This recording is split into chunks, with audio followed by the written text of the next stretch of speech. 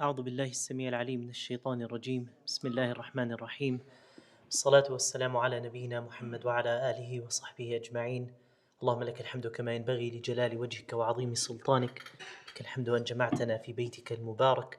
فاللهم كما هيأت لنا ويسرت لنا حضور بيتك المبارك يا رب العالمين، فلا نغادر بيتك إلا وقد غفرت لنا ذنوبنا وكفرت عنا سيئاتنا ونولتنا مرادنا يا رب العالمين. اللهم إنا نسألك الهدى والتقى والعفاف والغنى، نسألك العفو والعافية في الأمور كلها، في ديننا ودنيانا وأهلنا وأموالنا. اللهم استر عوراتنا وآمن روعاتنا. اللهم احفظنا من بين أيدينا ومن خلفنا وعن أيماننا وعن شمائلنا ومن فوقنا، ونعوذ بعظمتك أن نغتال من تحتنا. اللهم إنا نسألك يا رب العالمين أن تفرج هم إخواننا المستضعفين في غزة وفلسطين. اللهم ارفع عنهم ما نزل بهم من الهم والحزن. اللهم يا رب العالمين كن معهم في هذا الشتاء القارس وفي هذا البرد القارس يا رب العالمين. اللهم أطعمهم من جوع وآمنهم من خوف. اللهم كن لإخواننا المستضعفين في السودان عونا ومعينا وناصرا ونصيرا، وإخواننا المستضعفين في سائر بلاد المسلمين يا رب العالمين. We start by praising Allah Azza wa Jal and thanking Him, and we ask Allah Azza wa Jal to benefit us with that which He teaches us, and to teach us that which benefits us, and to increase us in beneficial knowledge.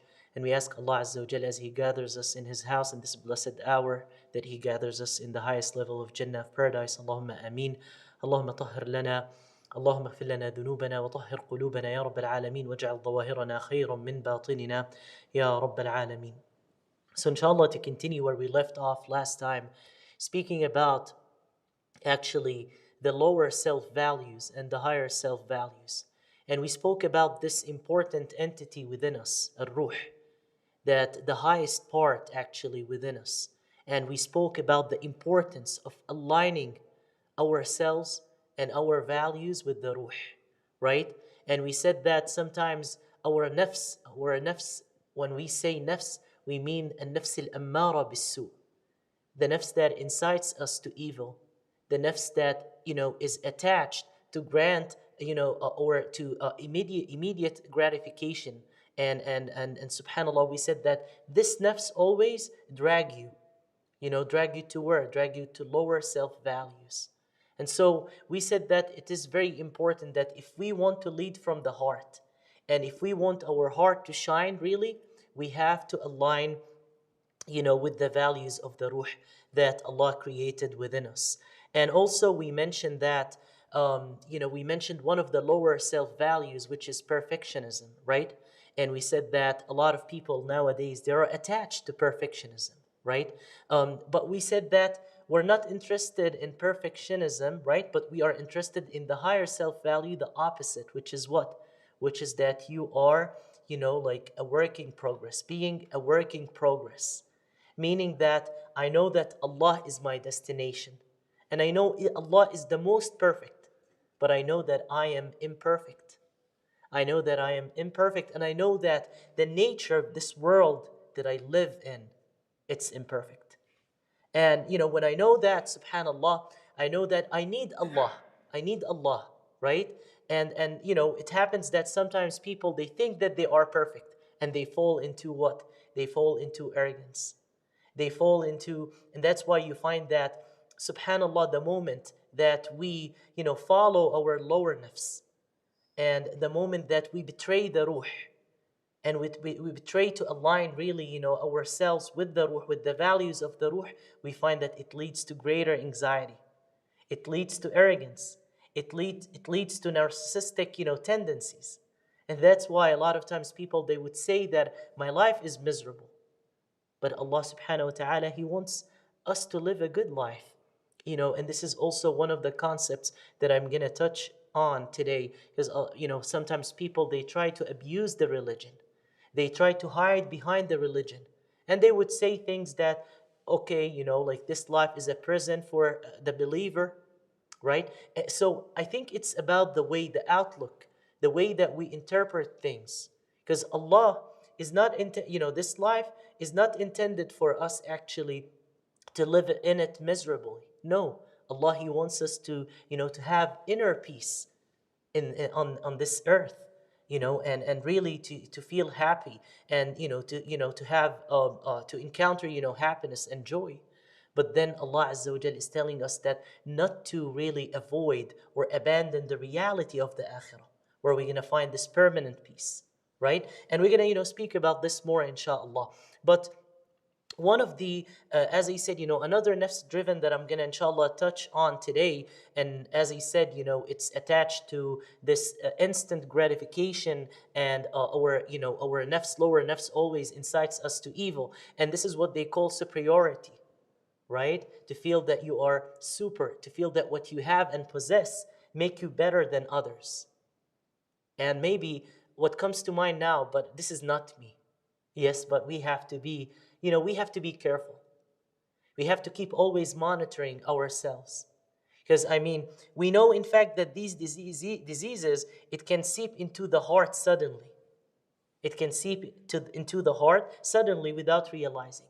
So that's why one of the things about this science of purification, that you have always to monitor yourself closely, right? And I'm going to explain more about that inshallah. But then if we think about superiority, then what is the opposite of it? As I said, the definition of superiority, that you feel what you have or possess make you better than others, right? What is the opposite of it? It's humility. And we did mention humility before. We said that humility meaning that, humbleness, to humble yourself, to know what you have and possess, what you have and what you possess, and what you have achieved or what you will achieve, it's from Allah. That Allah is the source of all the blessings in my life. And when you know that, subhanallah, you will always be humble. You will always, be humble. And then it is by God's help that I excel in this or in that I possess this or that. It is by Allah's, help. So what does that lead to? Because we said that superiority, it leads to anxiety, ego, it leads to narcissistic tendencies. So what about, like really, humility? It leads to greater inner peace. And what we call this less ego-centered interactions with others. Like it's not about me. It's not about that I did this, I did that. No, it's Allah. And that's why sometimes even when you speak to people, you can realize this in the way that, like they say things or they describe things. They would say like, Alhamdulillah, it's all because of Allah, by the grace of Allah. Wallahi, not because of me, not because I'm intelligent. And sometimes people you find, oh, I did this, I did that, because I was very smart, I got this deal. I was very smart, I was able to achieve this or achieve that. And so you can find this in the way people like talk and engage. So we have to understand here that every value I possess, it has a set of consequences. And I have to understand here that there's a relationship between everything.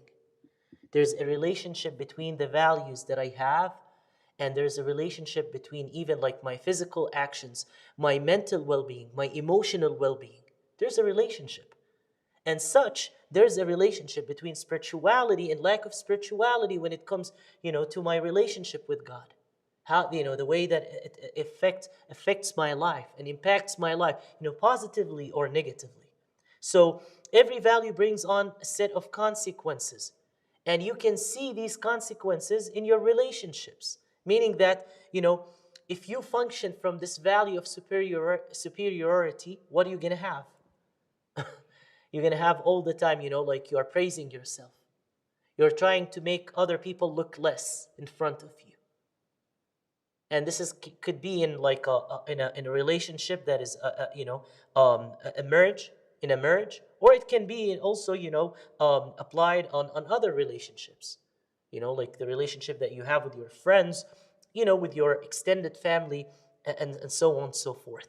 And we have to understand that superiority or narcissism does not benefit you, but rather it hurts you and it hurt other people as well. And so, because why? Why it hurts you? Why it hurts other people? Because now you function from a lower place. Now you are functioning from like, from imperfect place, a place that is not dignified. right? And if I give you an example, sometimes people, they get into arguments, and when they get into arguments, the person that you are arguing with maybe stoop to a lower level. And so maybe you would say that, you know what, I will stoop to your level. And then you will start saying things and doing things that then you will regret. You sit with yourself and you cannot sit with yourself. Like, why did I say that? Why did I respond this way? Why I did that? Why did, so subhanallah, why is that? Because you just abandon your higher self. You just abandon, your higher values. And that's why, again, sometimes we don't realize the consequences, and we suffer the consequences of these lower values later. We experience them later, and what does that mean? Subhanallah, it means that, like, you feel conflicted inside of you. You feel conflicted, like, this is not me. I don't want to be this person really who's rude and mean, and I don't want to be this person who transgress, like the boundaries and the limits of Allah Azza wa Jal. And so that's why every time we tend to function from a lower value, or from our lower nafs, we do encounter these things. We do encounter these consequences that a lot of times, it is, attached to regret. And so it is really important that, if I want my heart to lead, as I said again, I have to align with the ruh. Because, the heart is like a mirror. It reflects. It reflects, like those values. And that's why, we say that the heart is like a moon. And when the moon reflects, actually, or exude the light, like the full light, when it's full, when you have a full moon, basically it exudes the most light. But then when it's not full, is it when it's half, when it's like crescent? No, when it's full. And that's why, when you align yourself with, or when you align with your higher values, then what happens? You allow, subhanallah, your heart to lead. You allow your heart to shine. And that, shyness, it's going to reflect on the body, as I said, like last time. So it reflects back. And that's why the heart's nature is sensitive. We know the hadith of the Prophet ﷺ about sinning, and how that every time you sin, there's a black dot. I'm not going to, repeat this, but I want you to see here that this veil that is built up, it's going to prevent you from what? From accessing what's inside, right? And we know that what's inside of our heart, there's guidance, there's light. And so, subhanallah, like your sins and you stooping, low, it creates a veil that prevents us from accessing its power. So we have to be careful. That's why istighfar is very important. Nothing, nothing, nothing powerful or more powerful than istighfar. Why? Because every time you say astaghfirullah, you break that wall. Like you actually shatter that wall and you break it apart.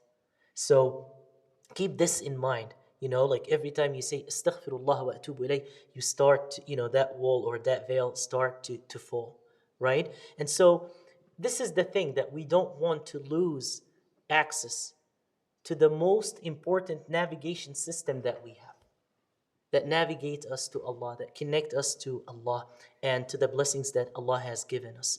And that's why there's a relationship we always see between istighfar and between you feeling peaceful and that you feel relieved, right? Every time you make istighfar, من لزم الاستغفار جعل الله له من كل هم فرجا ومن كل ضيق مخرجا.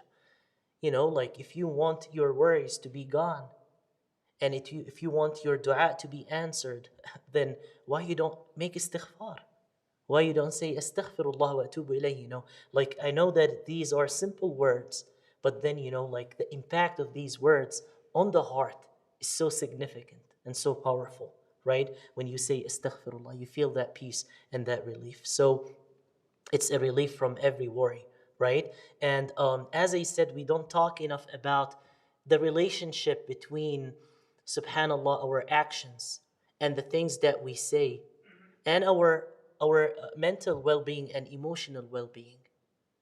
And that's why a lot of times people, they say that, wallahi, like my life is very dark, like still, like I'm happy, I have money, I have like, everything that I want, but still, like, my heart is not settled, right?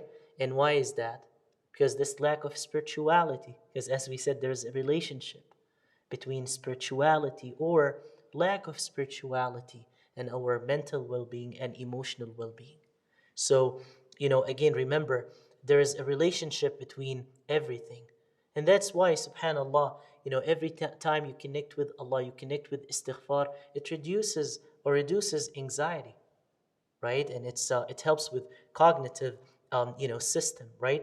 So keep this in mind. We have to keep this in mind. Also, one of the things that I always like to point out to, that we don't look at things holistically, right? A lot of times we look at things in boxes, and this is wrong. A lot of times people, they say that, oh, like my job is here, my religion is here, my career is there, right? But I mean, as I said, there's a relationship between everything, and we have to really, comprehend this and process this in order for us to excel, in our relationship with Allah subhanahu wa ta'ala. I don't want to get theoretical, but I want us to really, like engage with this. I want us really to interact, with these things and these values that I'm mentioning. Also, the question that comes to mind now, why our lower self is attached to superiority, that what I have or what I possess make me better than others. Why? A lot of times you find this is coming actually from, you know us trying to keep up with our image and insecurity. A lot of times people, we are human beings, we have a lot of insecurities, and always, we like to, protect our self-image, how people, they see us, right?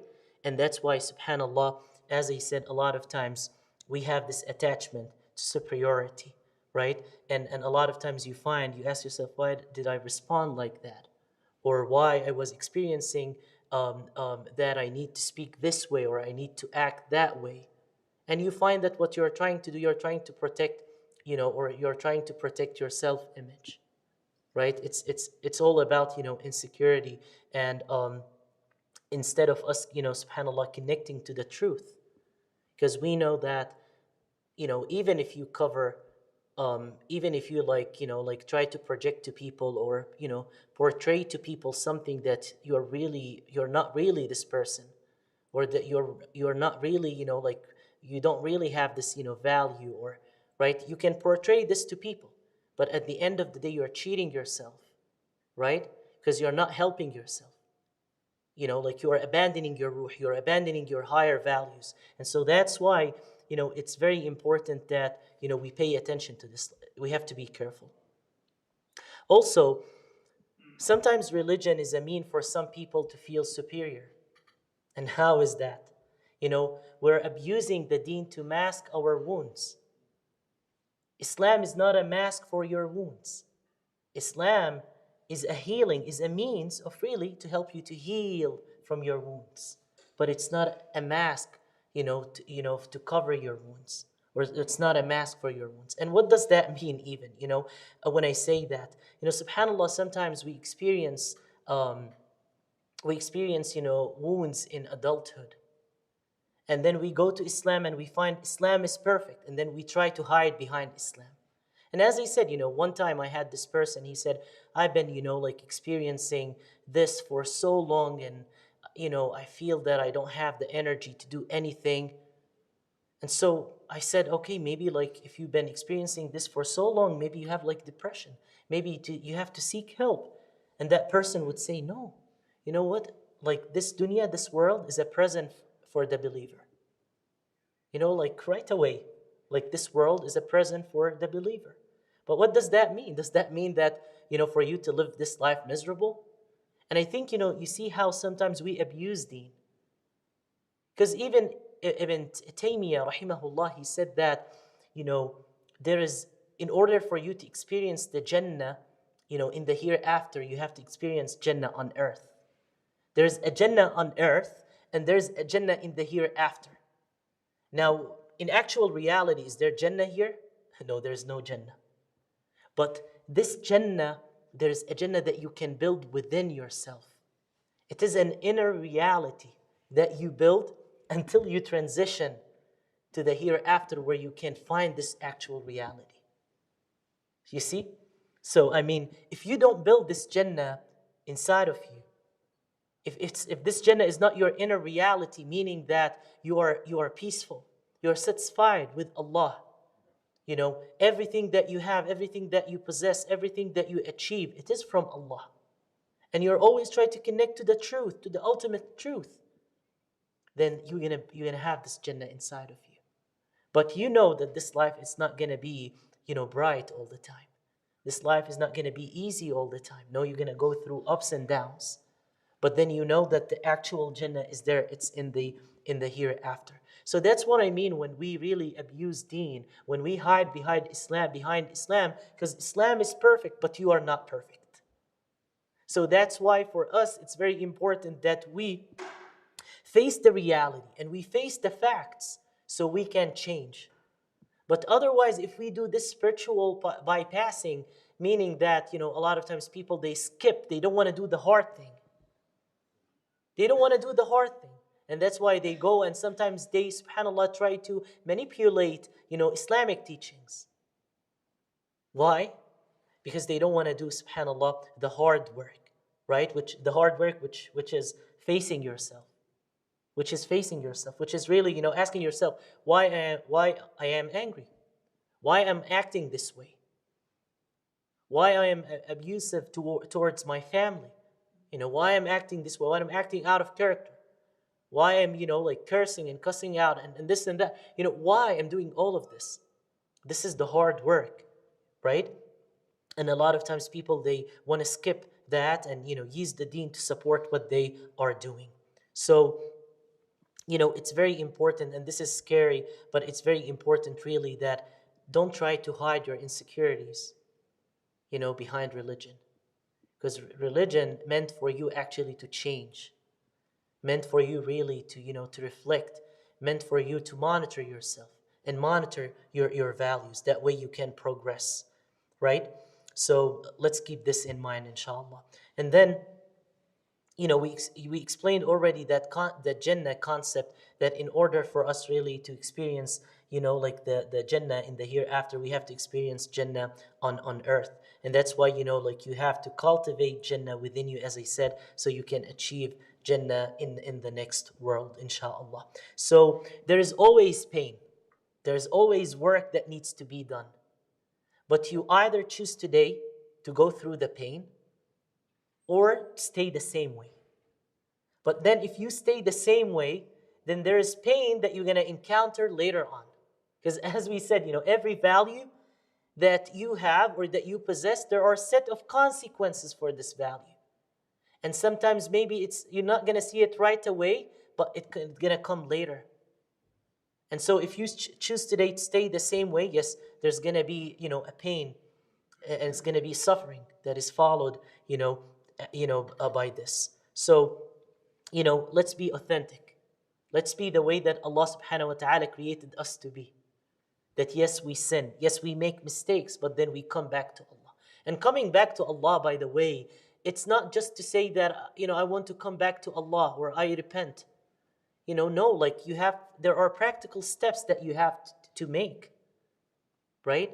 And these practical steps could be sometimes really to face, realities, to face, the facts.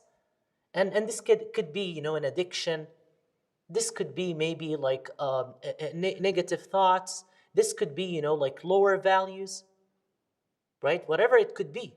But you have really to, as I said, to face it and to challenge yourself. Abu Bakr as-Siddiq radiallahu anh, give us this beautiful lesson about superiority. When people compliment you, right? How did he respond? Radiallahu anh. He said, Allahumma aj'alni khayran mimma yadhunnun واغفر لي قال اللهم اجعلني um, اللهم اجعلني خيرا مما يظنون واغفر لي ما لا يعلمون. Right? So he said that, Ya Allah, make me better than what they think of me, right? And forgive me for what they don't know of me. So there's this balance actually. This, yes, I acknowledge there's goodness inside of me, but I also, keep myself humble. Keep myself humble. And this was the dua of Ibrahim alayhi salam as well. وَاجْعَلْ لِي لِسَانَ صِدْقٍ فِي الْآخِرِينَ وَاجْعَلْنِي مِنْ وَرَثَةِ جَنَّةِ النَّعِيمِ. He said, Ya Allah, grant me this, like remembrance, or actually memory, that people would mention me. People would mention my legacy. There's nothing wrong with that, right? So this balance between acceptance and seeing the beauty in yourself, but also, being humble, but also not to forget humility, right?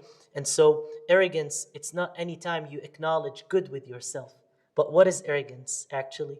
Arrogance when you think that this a characteristic that you have or quality that you have, it's from you and it's not from Allah. The moment that you forget that it's because of me and it's not because of Allah, then you fall into, arrogance, and you fall into this superiority, right? So let's keep this in mind, inshallah. Shaitan is going to be standing on your road. Shaitan is not going to leave you alone. And we have to, keep to remember this.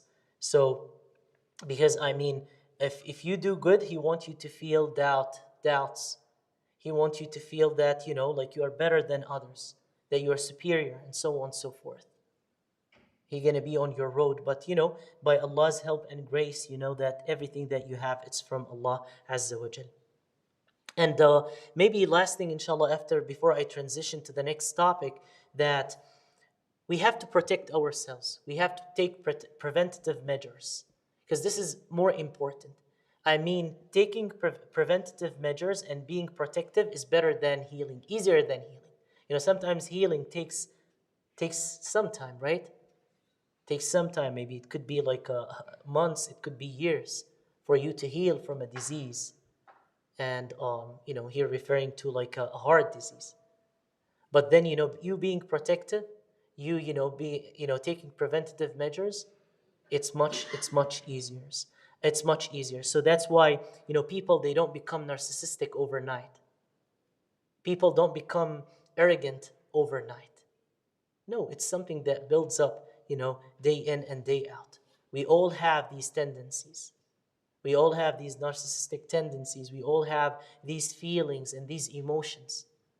But then, this is the role of tazkiyah and tarbiyah. It's very important that I always monitor myself. I always monitor my values, and I ask Allah subhanahu wa ta'ala, for help. And so let's remember this, inshallah, while we journey to Allah subhanahu wa ta'ala, and keep this in mind. Now, Quran sets safeguards against the dangers of these values, lower self values. When we speak about arrogance, superiority, perfectionism, and so on and so forth. And these safeguards actually, it guards you. It guards you actually from falling into these characteristics. But we have to make sure that, because a lot of times people, they think, okay, if I read the Quran, if I engage with the Quran, or if I have no problems in my life, then I'm good, right? No, we should remember that your heart has to be attached to Allah. There should be this, love in the equation. And when I say love, because even as I said, this could be applied, or this can be applied in many or different relationships. When I speak about, like sometimes people, they say, when it comes to, family relationships, people, they would say, okay, but we have no problems, alhamdulillah. Yeah, but does that mean that everything is going well for you? No. Because sometimes having no problems does not mean that there is love. Because, love is an ongoing project. Humility is an ongoing project, right? And really, monitoring yourself, it's an ongoing project. So that's why, safeguards that the Quran is always reminding you, is always keeping you vigilant that, hey, be careful. not to fall into this, not to fall into that, right? And this is really, important. Now, um, here, why I'm speaking here about love, because the Prophet alayhi salatu wasalam, he stated this in the hadith where he said, لن تدخلوا الجنة حتى لن تدخلوا الجنة حتى تحابوا, right? Meaning that you will not enter Jannah until you love each other. And here we're speaking about, lower self-values, meaning, like arrogance and ego and, maybe backbiting and so on and so forth. But the Prophet ﷺ here is swearing, and he's telling us that you will not enter Jannah لن تدخلوا الجنة حتى تؤمنوا ولن تؤمنوا حتى تحابوا, right? Until you believe, and you will not believe until you love, each other. And as I said, even Prophet Ibrahim alayhi salam, he asked Allah for this love, right? That he asked for this good mention. That Ya Allah waj'al li lisana sidqin fil akhirin, that meaning that grant me a good mention in the coming, like generations. And so how do we generate it? How do we generate? Because as I said, Quran said this safeguards for us to protect us from these diseases and the dangers of these diseases. But how can I cultivate and generate this awareness and this love towards Allah? First and foremost, by caring and prioritizing Allah's love above everything else. That everything that I do, I make sure that I do it, or I ask myself this question: is Allah pleased with me? Is Allah Azza wa Jal pleased with me? Is Allah pleased with this action? Right? Always we have to keep this in mind. Why? Because إِنَّ الَّذِينَ آمَنُوا وَعَمِلُوا الصَّالِحَاتِ سَيَجْعَلُ لَهُمُ الرَّحْمَنُ وُدًّا. Allah here is telling us, إِنَّ الَّذِينَ آمَنُوا, those who believe, right? And do righteous deeds. Then what? سَيَجْعَلُ لَهُمُ الرَّحْمَنُ وُدًّا, that Allah will appoint for them affection. Allah will appoint for them love. Meaning that Allah will love them. Therefore, the angels would love them. Therefore, the people will love them. And so know that every time, like a lot of times people, they go out of their way to make people love them, right? To feel this affection or this love, right? But first and foremost, seek it from Allah above all else. Even here, the Prophet ﷺ is telling us in this hadith, إنه ما تواد اثنان في الله فيفرق الله بينهما إلا بذنب يحدثه أحدهما. Even here speaking about friendship. And here when we say friendship that gonna benefit you on the day of judgment. Because we know there are some types of friendships that gonna harm you on the day of judgment. They're not gonna benefit you. And so here the Prophet ﷺ is telling us, no two people will love each other for the sake of Allah, and then Allah separate between them due to the sin of one of them commit. Due to the sin, right? One of them commit. And so how is that possible? Maybe because you're wondering now, what about the criminal of the criminals? Right? I mean, they sin all the time. Yeah, but do you call this a friendship? It's not a friendship. To have a friendship, a real friendship in Islam, to have someone who really take your hands and guide you to Allah Azza wa Jalla. Every time you see him reminds you of Allah. And so that's why here the Prophet is telling us, because of one sin that a person commit, subhanallah, that Allah will make them separate, right? And subhanallah, we have to keep this in mind, that the love is from Allah. The love is from Allah. Real love and real friendship, that's going to benefit us on the day of judgment. It is from Allah Azza wa Jal. Otherwise, Allah subhanahu wa ta'ala, if He stripped us away from this relationship, this blessed relationship or this friendship, it is because of, like we're not doing good with Allah. That we are really, falter in our relationship with Allah subhanahu wa ta'ala. The second thing, how can we generate, as I said, this love, is the Prophet ﷺ, he said in the hadith, shall I inform you about one thing? If you do it, it will cause love between you, spread the greeting of peace amongst each other. And maybe I mentioned this before, but really, like spreading salam is great, is important. And a lot of times maybe we fall into this, that we only, respond the salam to people that we know, or that we spread salam to people that we know. But today, make it maybe a practical thing, right? that go and say assalamu alaikum to someone that you don't know in the masjid. After Isha today, on your way out, really go and spread salam. And you're gonna see, subhanAllah, that you're gonna taste the beauty of this. Because this is the teaching of the Prophet. He's telling you that the moment that you spread salam, this is gonna help spread love and spread peace and so on and so forth. And we have to know that returning salam is mandatory, meaning that sometimes a lot of brothers, they come to me and they say that, what, we did say salam, like we find like a group of people, we did say assalamu alaikum a couple of times and no one respond. And I would say subhanallah, because we have to know that returning the salam is mandatory. So, like, don't take this for granted. It is the sunnah of Rasulullah sallallahu alaihi wasallam. That's why sometimes you find fancy buildings, with fancy chandeliers and so on and so forth. But then you look, like at the relationship or relationships between the people of that place, you will find it that there's no meaningful relationship, right? So alhamdulillah, we're blessed to be Muslims. We're blessed really to have this sunnah, this teaching of the Prophet to spread salam between each other. And then, the third one, how can we generate this love? To look for other opportunities that, admit joy upon people, right? And one of the ways that we can do that is gifting each other.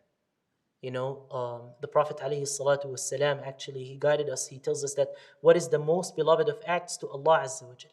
حب الأعمال إلى الله سرورا تدخله على قلب أخيك المسلم. Some joy that you admit upon the heart of your brother or upon a Muslim, right? So sometimes, subhanAllah, and here I want to also mention something, because sometimes we set the bar or we set the standards or the bar very high, that sometimes people, they don't want to visit each other anymore. Why? Because, you think of people, sometimes we have to think about fancy gifts, we have to think about feast and so on and so forth. No, I mean, keep it simple. Keep it simple, and you can see it nowadays. How, like, we really set the standard very high, we set the bar very high, that people, they don't visit each other. And so keep this in mind. The Prophet ﷺ is telling us here to gift each other. But a gift could be very simple. It could be a siwak. It could be like a small bottle of, like, musk, or like a counterfeit. I mean, not the it could be like a very small thing that you can gift other people, that really can, that you can revive the sunnah of the Prophet alayhi salatu wassalam.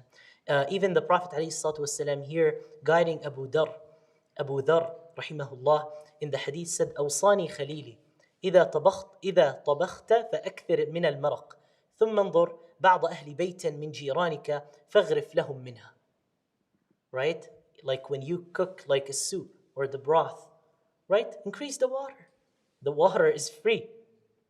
Increase the water, right? And keep up with your neighbors. Like, don't go out of your way.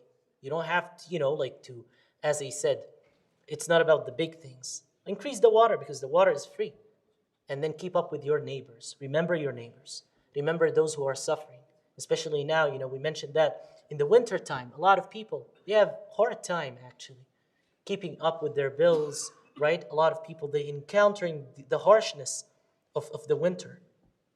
So keep those people in mind, because this is the wasiyah, like the of the Prophet alayhi salatu wassalam. Also, number 4, how can we generate this love? Fulfilling the rights of your brother.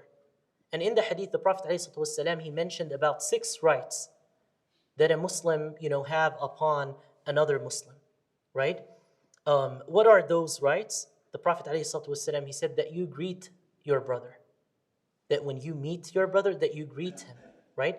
And then you also accept his invitation. When someone invites you to an event, like maybe, something that has to do with, family, maybe like a wedding and so on and so forth, that you accept their invitation. And then also you give them sincere advice. And maybe giving them sincere advice does not mean that you have all the answers. Because, sometimes we tend to give people like wrong advice, right? Maybe sometimes giving advice to people that, send them to someone who can give them a better advice. Sometimes maybe, a lot of times people would come and ask us things, And we don't know, but we still answer them. This is not a sincere advice. Sometimes the sincere advice means that you send them to a person who can, give them better advice. And then when they sneezes, you must say Yarhamukumullah. Oh, Allah have mercy upon them, upon this person. This is also one of the things that we take for granted, And also when he gets sick, that you must visit him. And when he dies, that you follow his funeral, right? Also, number 5 of ways that we can generate, this love is lower the expectations of others that you have, right, towards others. Maybe I mentioned this many times before, but we have to know that, people at the end of the day, they are people, they are human beings. And a lot of times we put like very high expectations of people, things that they are not able to handle, right? And so always, like keep it simple. In this, interesting account with Ibn Abbas radiallahu anh, one day he had this account where he saw a man from far away, and he told his people, this man, he likes me. This man likes me. And they said, how can you know? How can you know that? And he said, because I like him. The expectation, because I like him, right? So keep in mind that, subhanAllah, maybe people, they have different upbringings. They have different, they look different than you. But, like, always know that, like, you don't have to agree with them on everything. But you can still, you don't have to like them, but you can still, love them, right? For the sake of Allah subhanahu wa ta'ala before anything. And that's why even, like when we speak about marital relationships, when we have like these arguments happen between the husband and the wife, a lot of times we find, people, they sleep in different room, they don't share the same meal, they don't eat at the same table, and so on and so forth. And we say yes, sometimes, like you go into arguments, but that does not mean, that you don't share food at the same table, or that, so again, it's all about, lowering our expectations of others.